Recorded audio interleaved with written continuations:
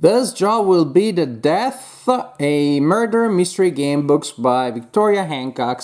There's a new game book by Victoria Hancock, and she has previously released a series of books called A Cluster of Echoes, and they can be dark, they can be gothic, and here also you have a fairly dark story, as you can probably glean from the cover, but with more of a humorous spin, but not too much. It is set in the world of white-collar jobs and lifestyle, if that is the word, in that kind of culture, but you're dead.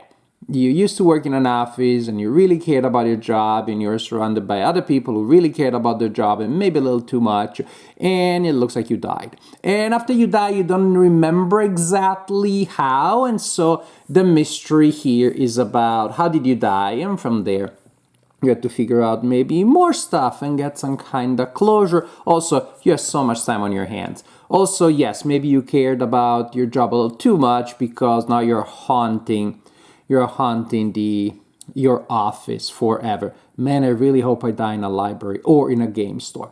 So the art, both on the cover and inside, is done with AI, so that is something to take into account if you think that that's a fact in your decision. That's an example.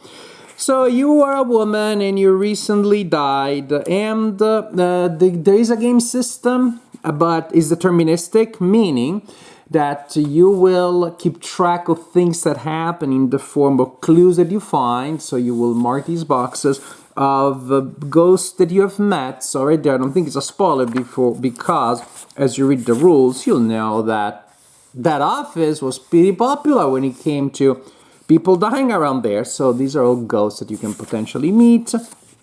Other code words that you may be able to mark. And then again, you're told that from time to time you may need to convert a word into a number, and this will help you. I think this day you can also just go online and the machine will do it for you.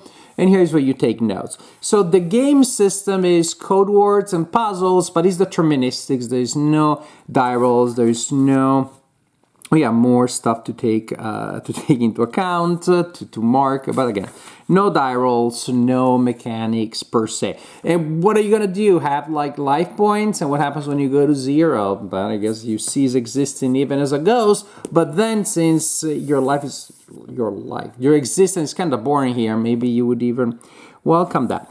So it's a legit mystery. Again, it feels partially as a satire because some of these characters act in slightly weird ways, and some of the other people, especially the dead ones, they have some humorous elements to that.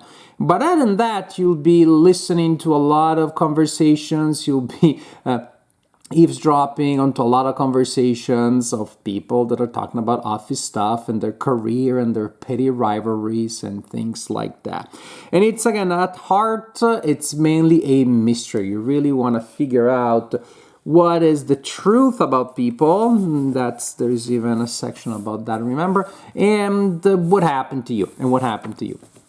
So you're not going to have a lot of progression. There's an element of that in the sense that at the beginning you're a really clumsy ghost and you don't even know your ghost power. You slam your face against the door trying to walk through it. Oh, spoiler alert, too late. Anyways, but that's toward the very beginning. And then you figure out how to do some more ghostly stuff. And again, you go around, you collect clues, you look for information. The book is well designed from the point of view of the puzzle element, of the branching structure. You go around, you do different things. I like the interaction with the spaces and the characters. I like how the code words lead into one another and they unlock different kind of branches. There are puzzles, and one in particular is pretty clever. I had a really hard time because I just realized, I don't want to give you a spoiler about that. Let me just say that there's a thing that is mentioned, and I realized afterwards I didn't really know what that thing looked like. I had an idea in mind, and that messed me up until I was like, oh, I guess that thing looks like that, not like that. Got it. So, but if you are less clumsy than me and less just with the head on the clouds and you know basic stuff about the world, I think you'll be fine. That puzzle was the trickiest, also the most fun once I figured out how silly I was. That was pretty fun, not super tricky, very fair. Other puzzles are also quite neat and clever. But ultimately, it's about being able to collect the right clues. If you had the right clues, then you unlock certain paths and things will become a little easier.